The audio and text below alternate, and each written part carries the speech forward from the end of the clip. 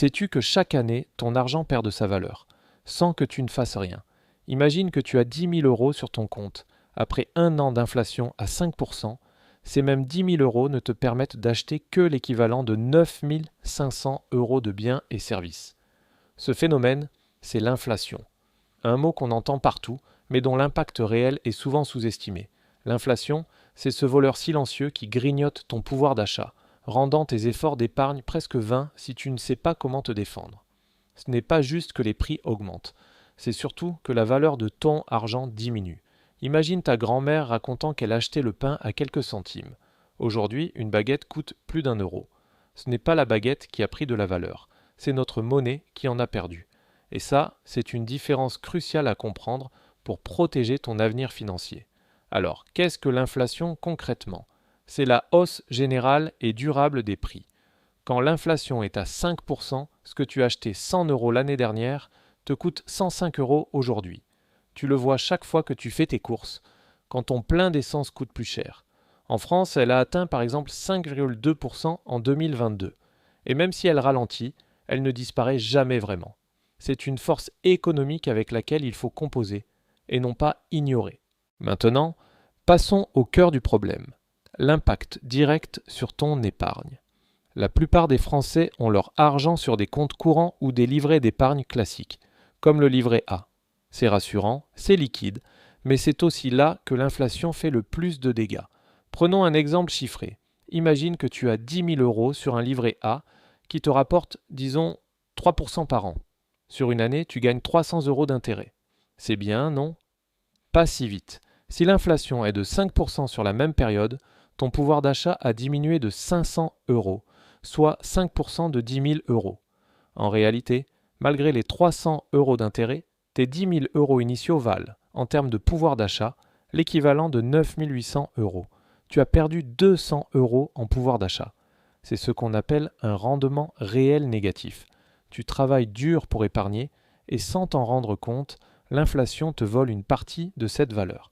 C'est comme remplir une baignoire avec le bouchon ouvert. L'eau coule, mais une partie s'échappe constamment. Le premier piège, laisser trop d'argent sur ton compte courant. L'argent qui dort ne travaille pas, et pire. Il perd de la valeur, garde seulement l'équivalent de 2 à 3 mois de dépenses pour tes urgences. Le reste doit être mis au travail. Deuxième piège, se contenter des livrets réglementés comme seule solution.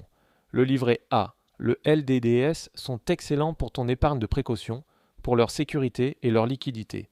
Mais leurs taux sont souvent inférieurs ou à peine équivalents à l'inflation. Ils ne sont pas conçus pour faire fructifier ton capital sur la durée. Si tu as plus de 6 mois de dépenses sur ces livrets, tu exposes ton capital à l'érosion. Alors, comment te défendre? La solution la plus efficace, c'est l'investissement. L'idée est simple, ton argent doit travailler plus dur que l'inflation.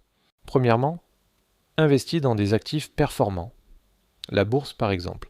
Non, ce n'est pas réservé aux experts ou aux très riches. Tu peux commencer avec de petites sommes, même 50 ou 100 € par mois. L'investissement via des ETF, des fonds indiciels, te permet d'investir dans des paniers d'actions de grandes entreprises mondiales, sans te prendre la tête. Historiquement, la bourse a toujours surperformé l'inflation sur le long terme, avec des rendements moyens de 7% à 10% par an sur des décennies. À côté de ça, l'immobilier est une autre excellente option, que ce soit en direct si tu as l'apport ou via les SCPI, les sociétés civiles de placement immobilier.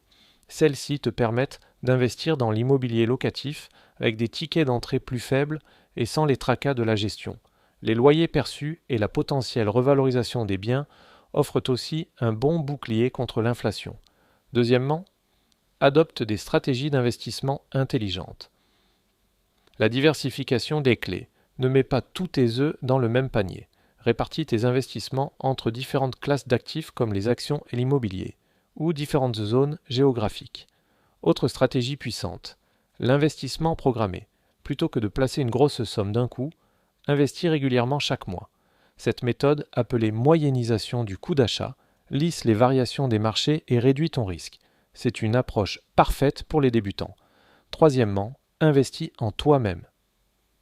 Développer de nouvelles compétences, te former continuellement, cela augmente tes revenus et ton pouvoir d'achat, indépendamment des fluctuations économiques. C'est un actif qui ne subit pas l'inflation et qui génère un retour sur investissement personnel inestimable.